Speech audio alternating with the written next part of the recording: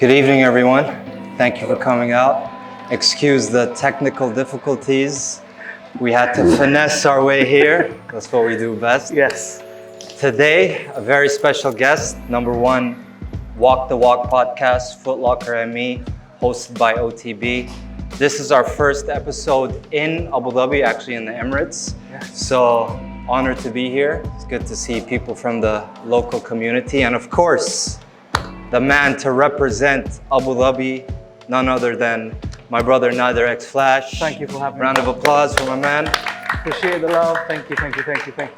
So, just a bit of storytelling, some backstory how me and Nader met. Obviously was online through Instagram. Yep. I had never met him until recently. But I noticed something special about Nader. You know, there's something you can tell about a person who DMs you and, you know, you've never met. So we followed each other because of sneakers, right? But we never spoke about sneakers. We spoke about politics. Yes. We spoke about culture, art, with a side of sneakers, right? True. And then we met. And the rest was history. So, Absolutely. Again, pleasure being here, man. Same Thank here, you bro. for always being hospitable and hosting us. Got Me you. and Sid came from Kuwait just for this. Family. Okay, let's get into it. So, Nader, why do they call you Nader X Flash? All right. The X is just something in between Nader and Flash. Yeah. Flash is a nickname that been given to me from my American football club. Don't look at me now. I used to be fast. Yeah. So that's it. So I was fast at the same time. I had kicks. I came into the practice fresh the whole time. They're like, okay. So there was a tradition to give each player a nickname that represents him. Okay. From day one, after that, nobody calls me by my name. Everybody just calls me Flash. Really? Absolutely. Until now, it's the same name. Flash. It was funny today in the car. So we've been with Nader for the last 3 days. And Sid goes to me, he said, because Nader's always on the move, right? Fast, here and there. So Sid goes to me, he's like, is that what they call him, Flash? Could like, be. no, it's an American football thing. Yeah. Okay, cool. All right, so sneaker talk. You know, again, this is weird because I never talked to Nader about sneakers, although we're in Footlocker. But Unless we were on a panel, we're like, yeah, so this second talk together, first one was at Bread. I'm curious, man. How did you first get into sneakers? All right, let me see. A part of it, I think I'll give it to my dad. Really? So he works in the Air Force, so he travels a lot, you know, goes to places. I think the first time I really noticed a shoe, I think I was about 8. I've seen a pair of Lecoq Sportif. Yeah, Lecoq Sportif. Okay, it was white and purple.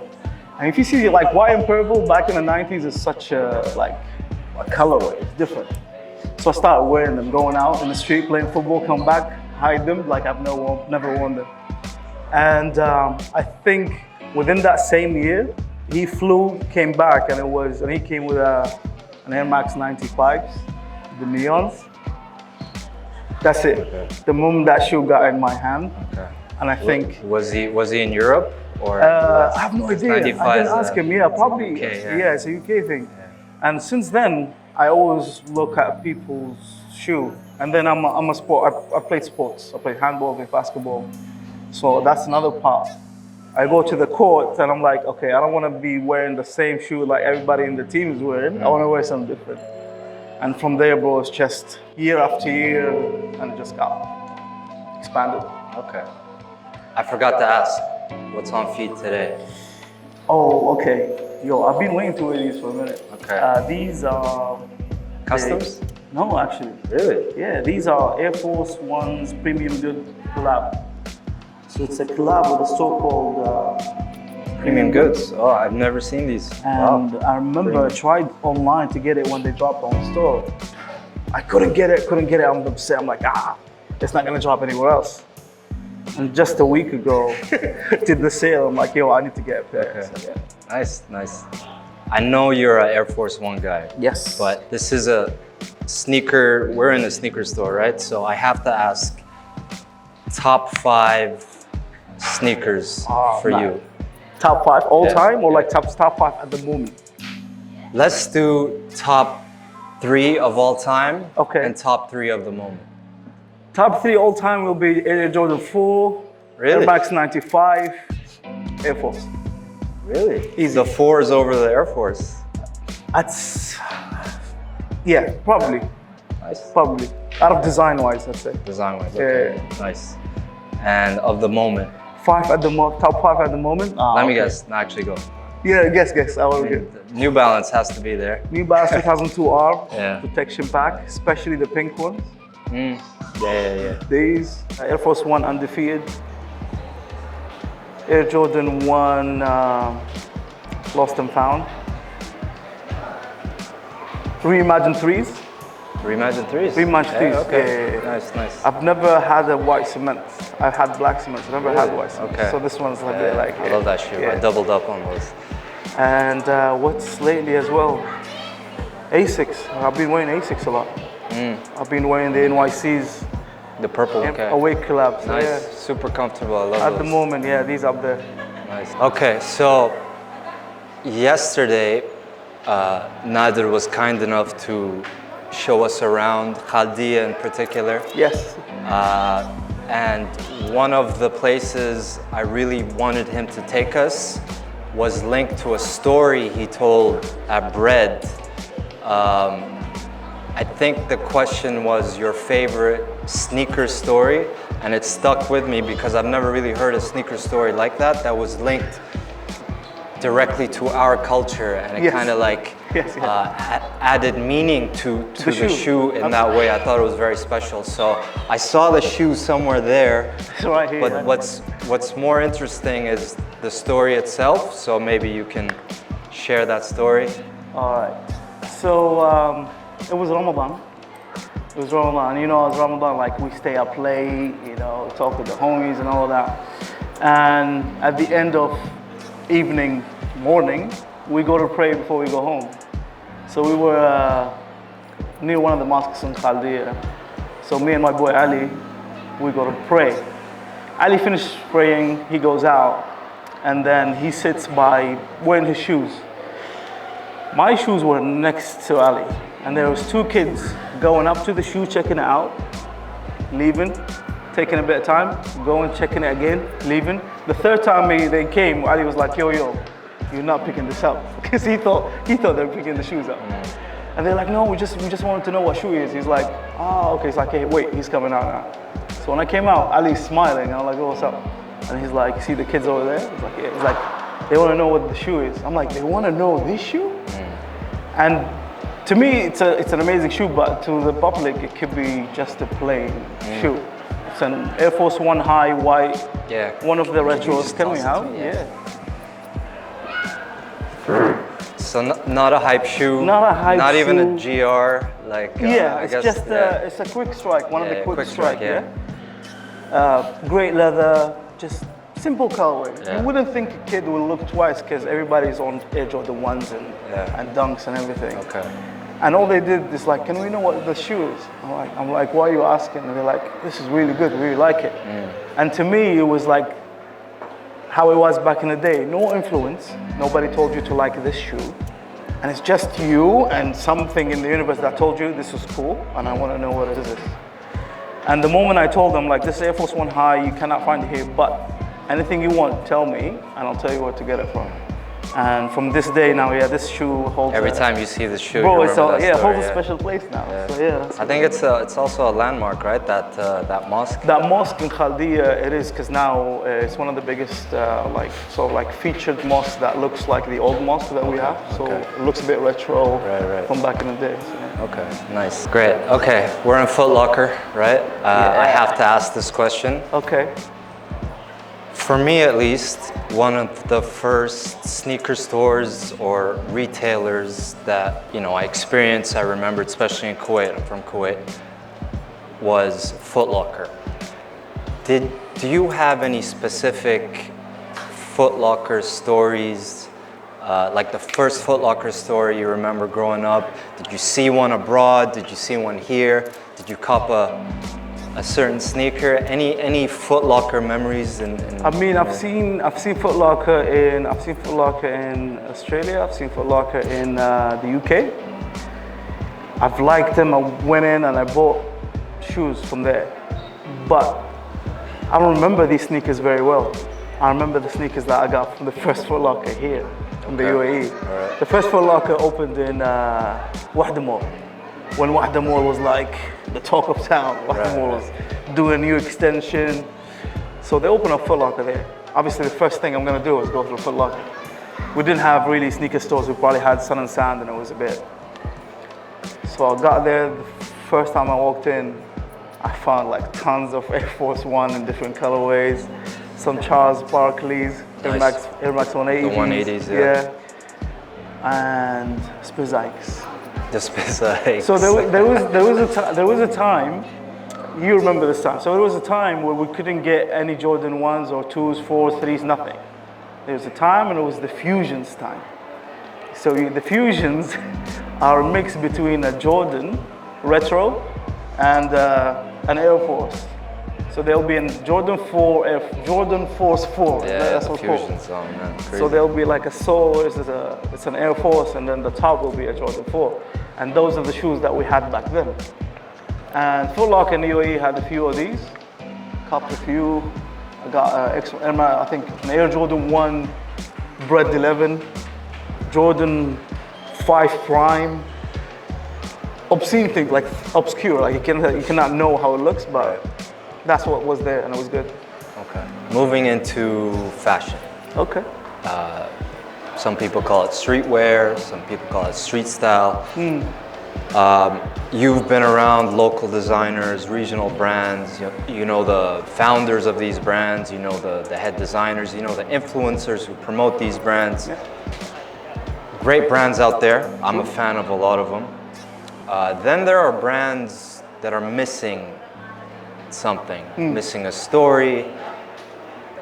What would you say is the gap that needs to be filled when it comes to regional, Middle Eastern, Khaliji, Arab brands? I think it's putting that identity into the brand. Like a lot of the brands as we talked multiple times before with people, they tend to do nice, amazing designs, but no one is really thinking about what sets my brand or my clothing different from the next brand.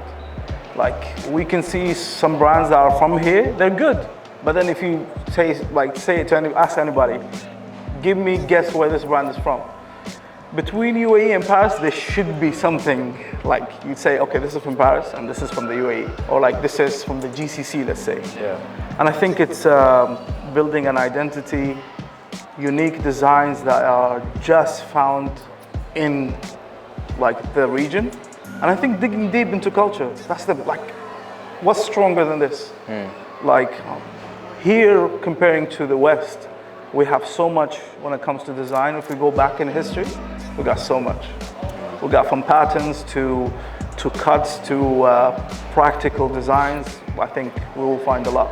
So I think digging deep into culture, finding something that connect your personality to the brand and make it different from the next one. Yeah, you said it, digging deep. That's what people lack, man. Yeah. Storytelling, they're actually going into the culture, so I totally agree. Okay, so yesterday, again, I met Ali. I met Walid. And from what I understood is I saw the brotherhood, I saw how close they were. And you would think that these guys were in the same school, were in the same uni. True. But what I learned was, Ali was in the French school. Ali was in the French school. You were in one school, and then Walid in another. School, yeah. But you guys became like one. Like you guys are like brothers. And I noticed all of you guys are more or less into sneakers, hip hop, sports.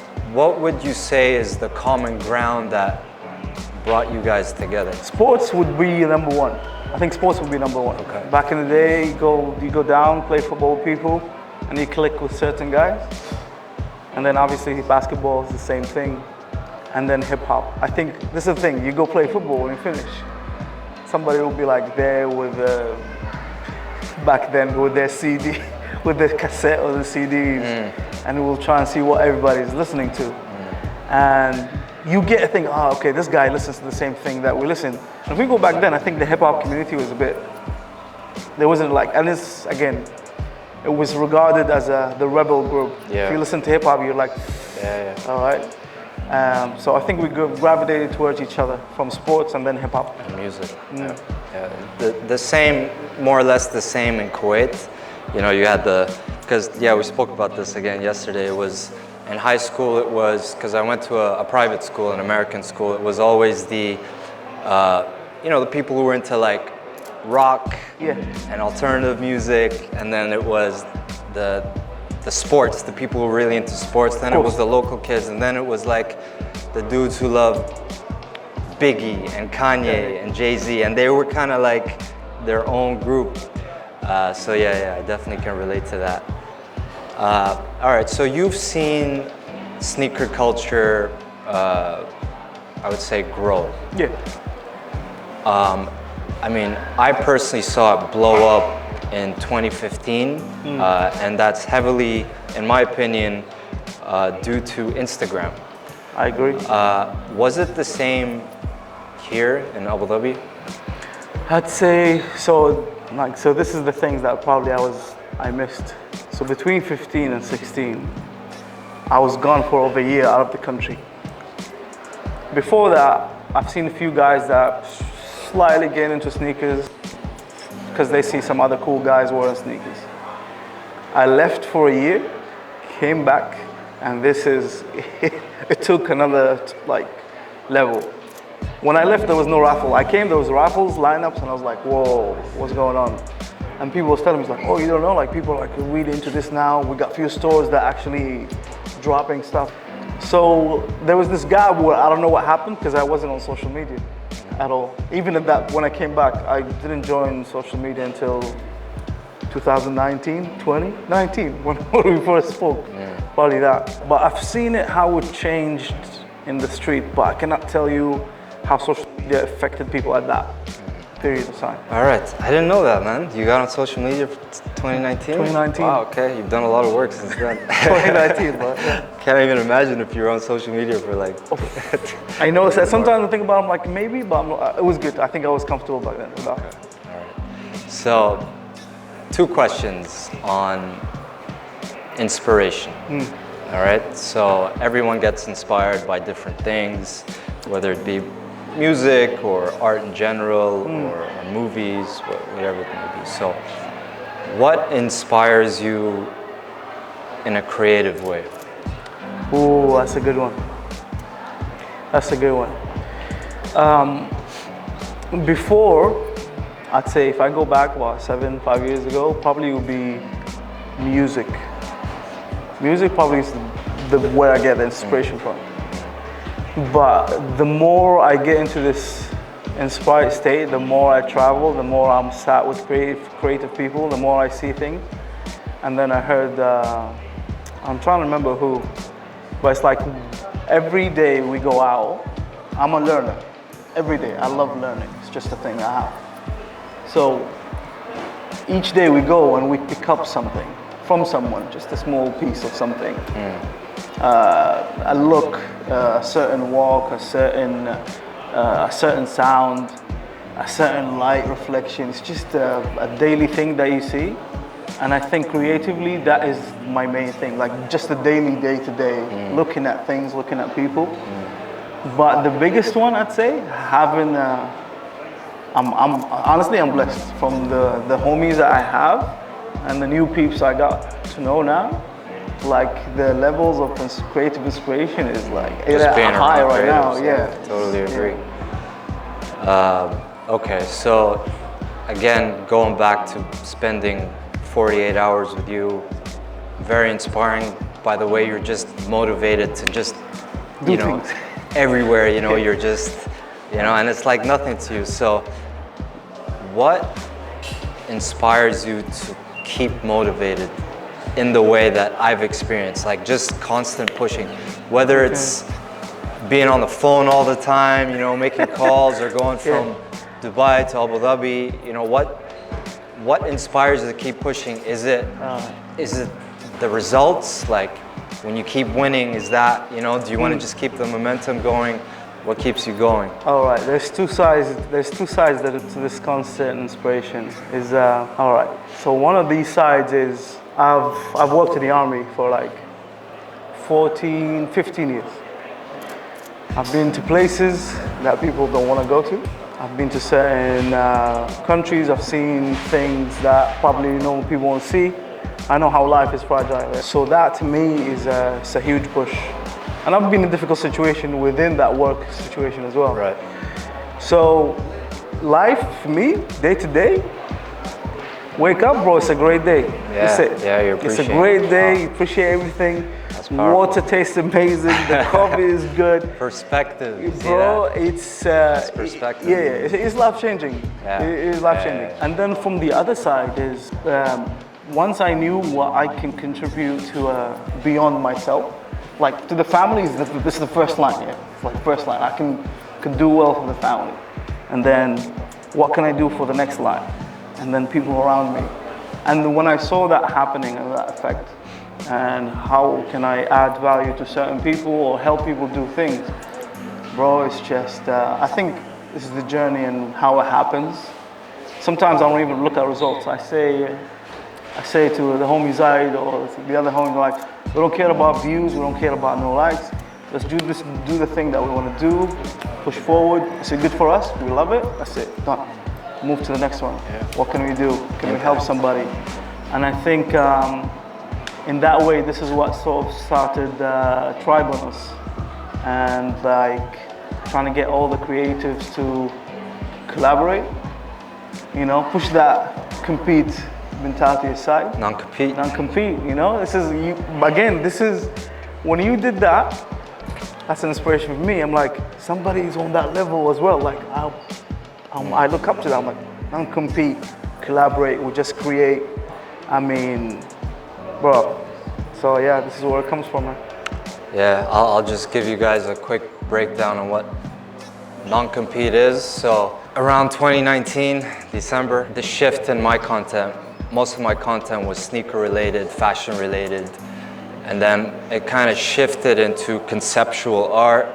I started working on things on a larger scale. It was a shift. Like I started to get into art installations, and you know, it was a level up in my opinion. Absolutely. You know, I was a bit naive thinking that people within this community would appreciate that I'm actually now in a different lane and I can, you know, create with them.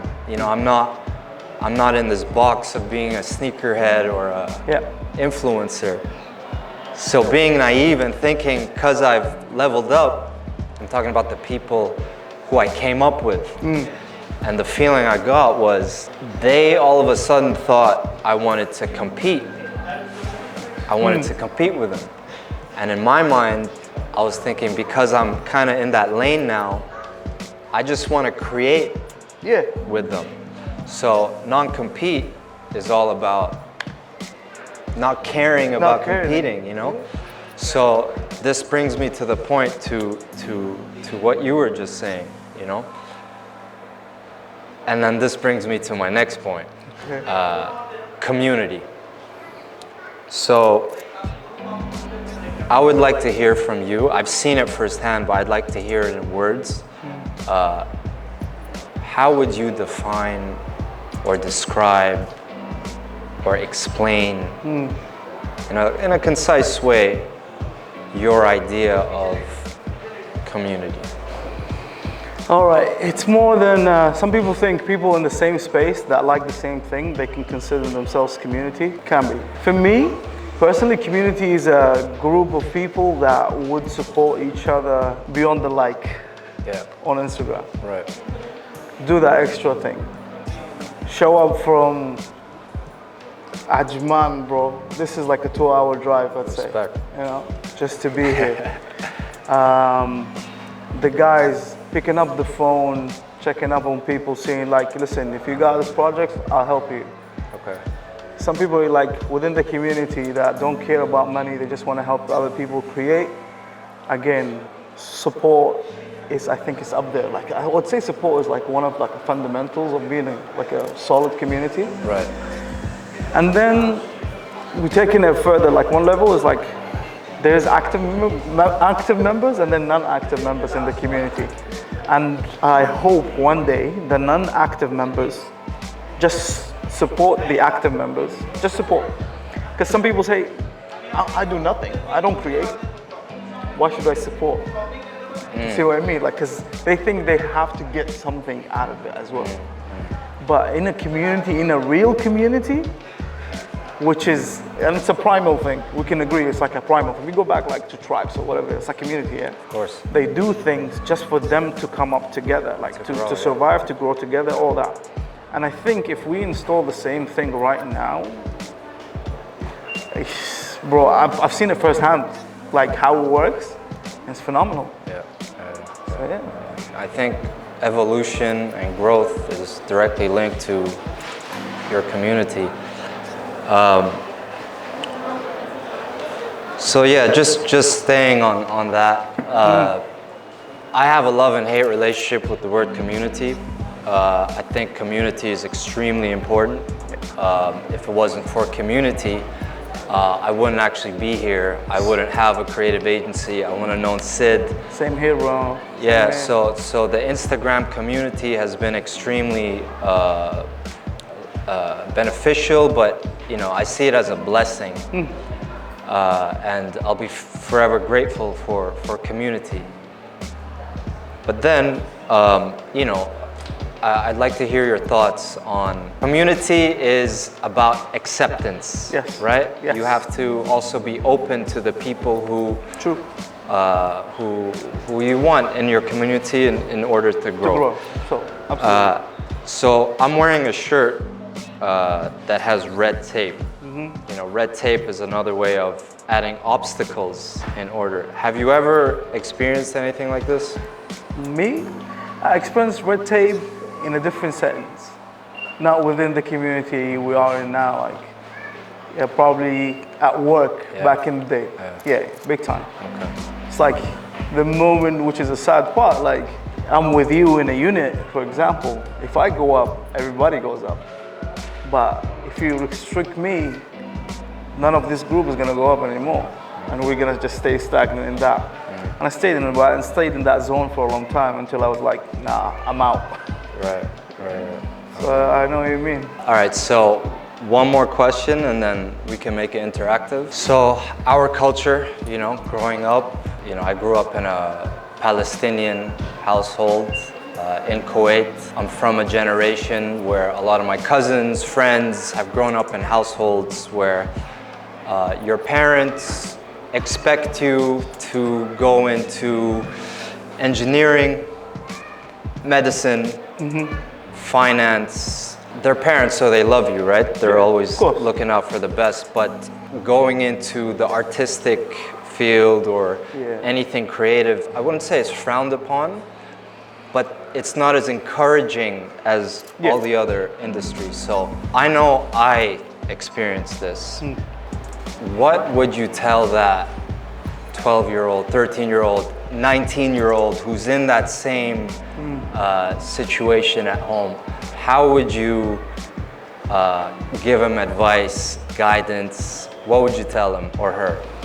All right, I think I'd start with try and be diplomatic with your decision, or like with your decision making, with your words when you talk to your parents. I think that's one of the biggest. So as long as you achieve just a part of what they want, you can sort of have your own like time to create or like time to go and do what you want.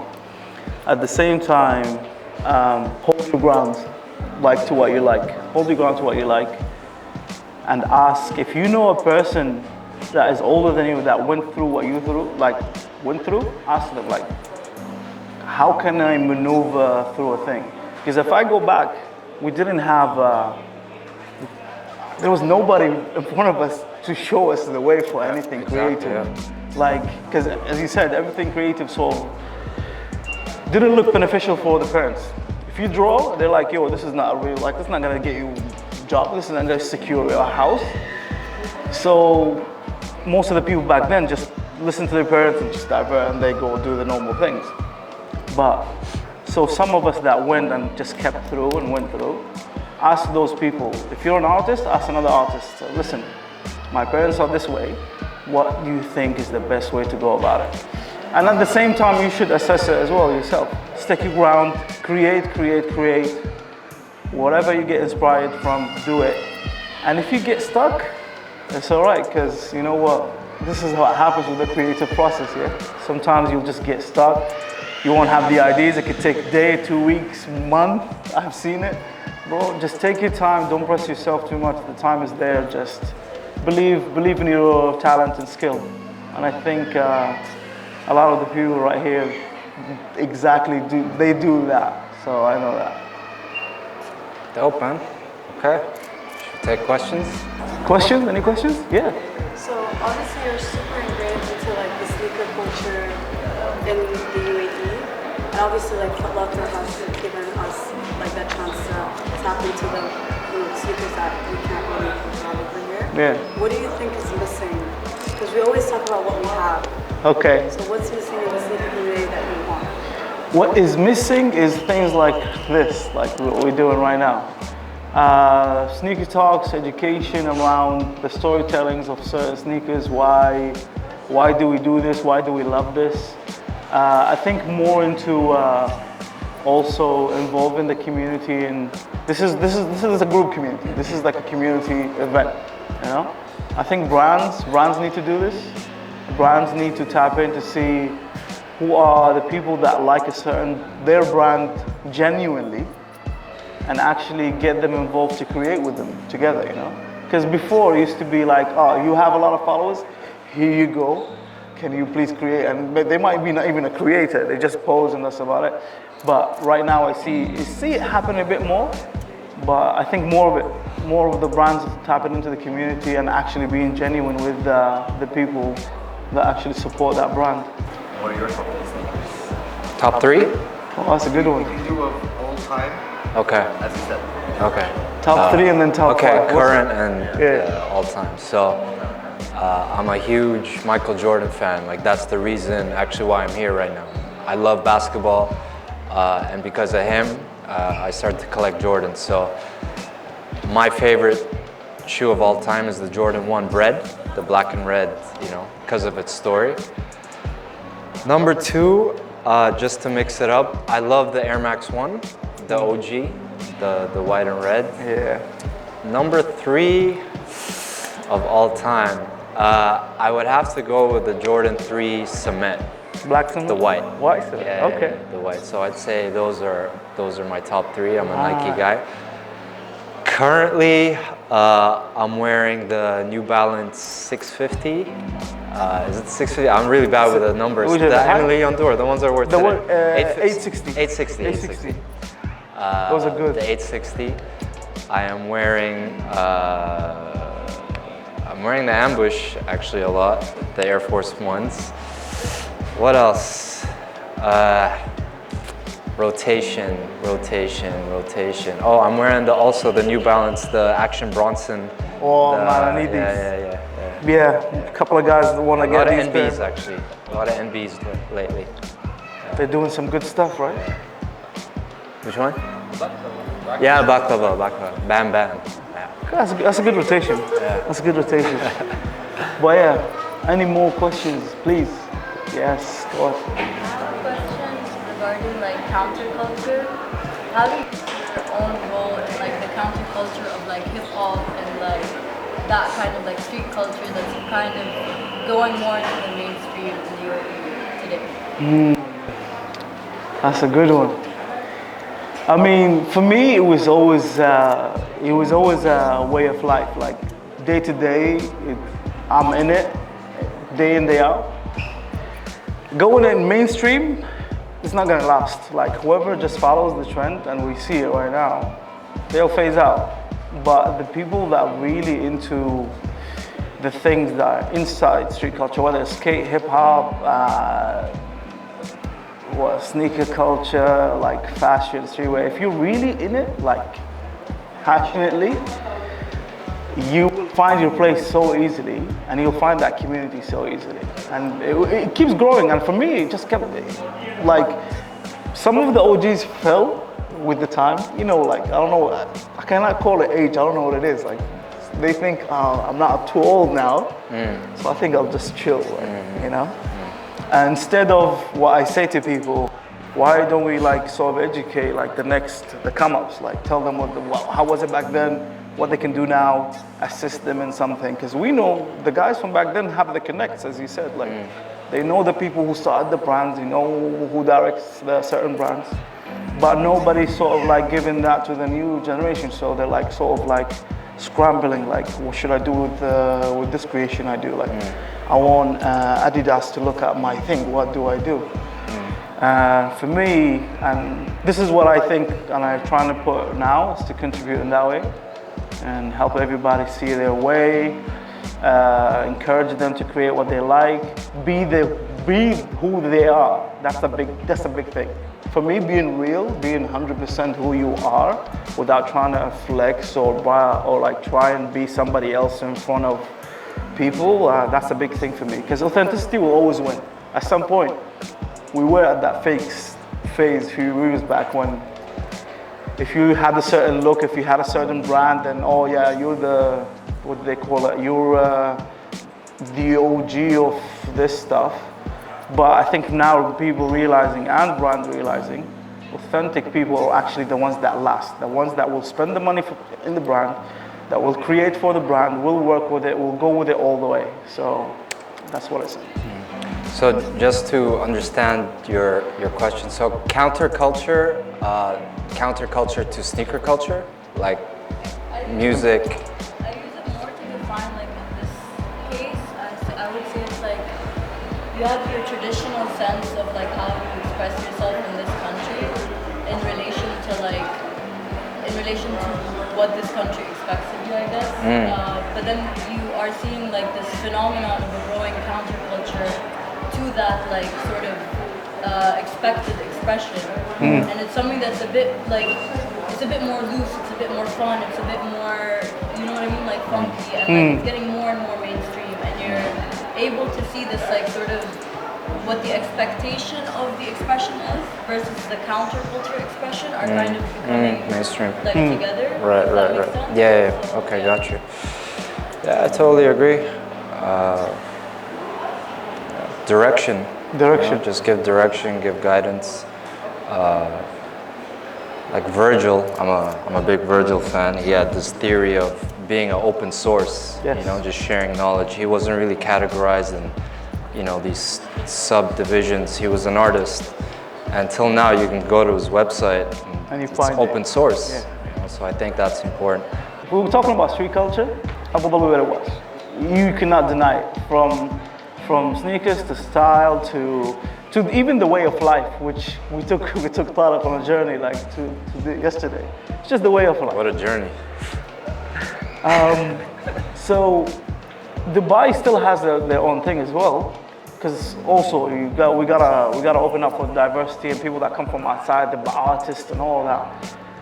For us, what we need to do here is actually bring all the communities together and say we are one culture regardless. This is UAE, man.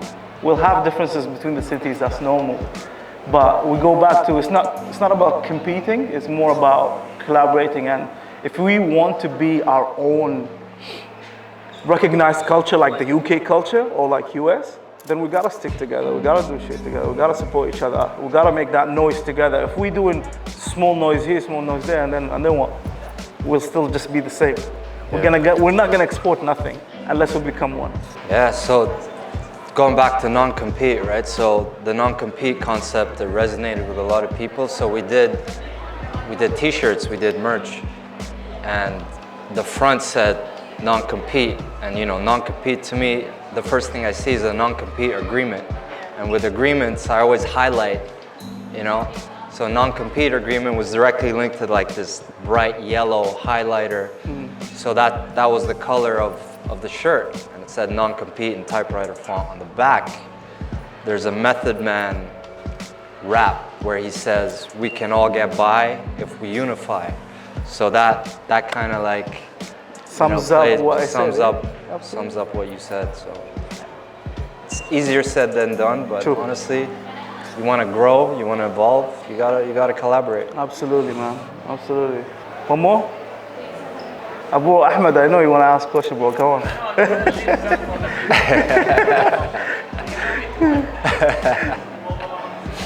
Tell me what's up. Okay, so I have two questions. One is sneaker related, one is like culture. So the first question is that we've seen the people here, like they're more of hype oriented, so going after silhouettes like the Jordan ones and those. So how do we map their approach towards other silhouettes, like for example, 11s, 12s, 14s, other New Balances, brands like Asics and Saucony making some moves? How do we like show people that those brands are making big moves? You should focus and go after them and see what they are doing. It's not all just about one and fours. So that's like the sneaker Question. Yeah, the sneaker part. So for the culture part is that, as you mentioned, like we're making some noise, not big enough for bigger brands to notice. So being under one umbrella, being under one culture, that's great. But it's like, how do we make our own unique voice being heard by other cultures from other places like the UK and the US? Probably they have noticed some movement here, but how loud do we have to be for them to notice that, okay, we're here, we're making moves, what's the next step? How could we reach out to you or collaborate with you? All right. Answer the sneaker one first. I want to go on that one, on the Me too. culture. You too? Go ahead. Go ahead. I mean, so they're kind of related, my answers to the sneaker one and the other one. So,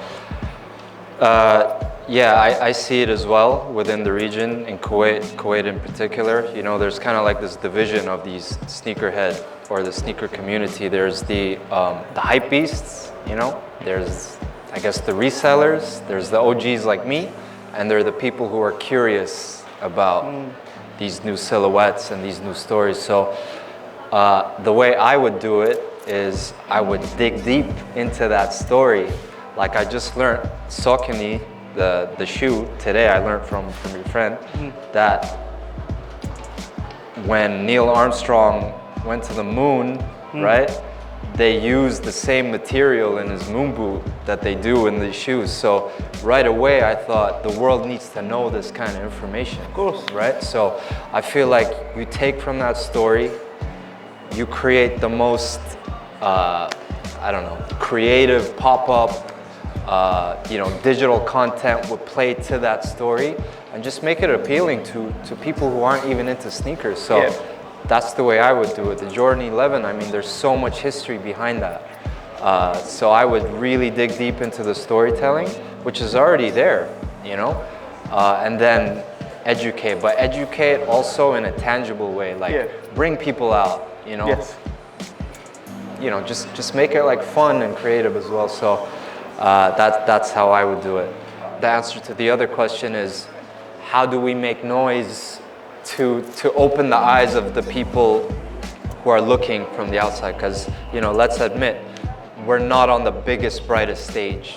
You know, we're not Tokyo or London or New York or LA or Miami. Dubai is on a big stage with a lot of lights. Kuwait isn't, you know, Saudi is starting. The way I would do it is I would be fearless in my ideas to be disruptive. Meaning, I'm a big basketball fan, right? Basketball typically is linked to street ball, you know, American sports culture. I had the idea of fusing it with our culture, not knowing how people would receive it. So what I did was we created a design, Sedu. Yes, one of my favorites. We refined it. We found a manufacturer, sampled it, not knowing that People might not know what this is, not appreciate it. Made it, put it online. Till this day, it's our most asked about. It's our best seller. It took notice of Sadhu House, which is a gallery owned by Sheikh Habib Sabah. And this was all because we came up with an idea that was disruptive. And because of that show, we called it Hoop Dreams, that's when people started to look from their community, the art community. So to answer your question is, I don't care about taking that L. I don't care. Exactly. That's I it. just need to put my idea out there. So be fearless, be disruptive, and just create. put your ideas out there. Yeah. I'd say, yeah, on top of that, I'll just add, it's exactly what you said.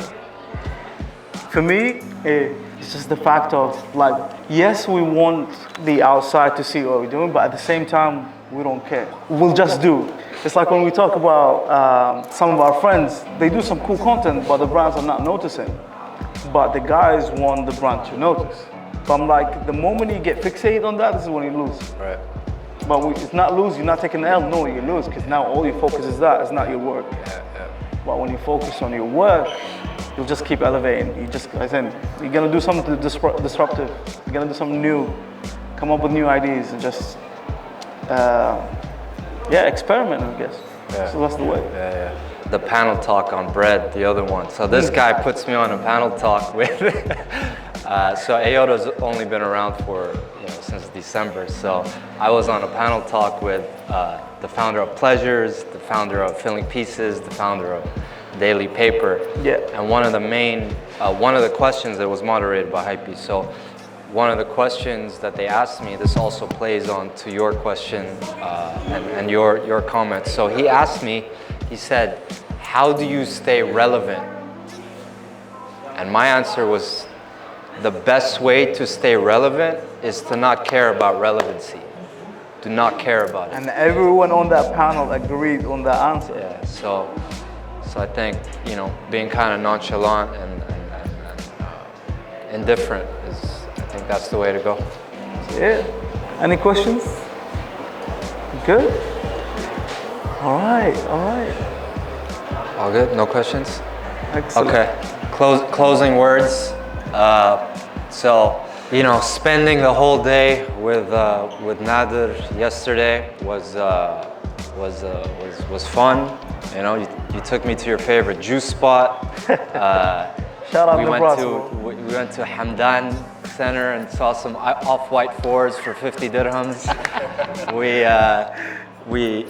had lunch at Idioms. Yeah. We went to the mosque. Yeah.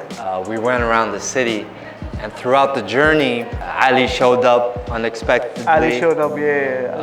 Waleed showed up unexpectedly. True.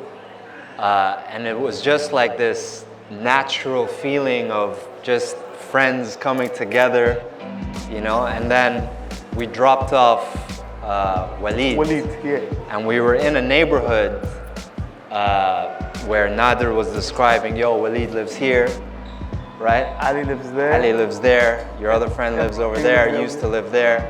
And it was a moment where he was describing this, and Waleed's brother walks in, and then Nader says what's up to him. So right away I felt this feeling of like community, So I just want to thank you, number one, for the hospitality. You're welcome, bro. And that was just a huge indication of what acceptance and community is all about. So thank you, bro. I appreciate it. You're welcome, man. You're welcome. I'm glad you actually liked that whole day, man.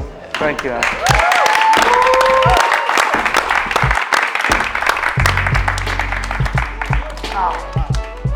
Appreciate it, bro. Much love, guys. Yeah, group photo. Let's go. Group photo, let's go.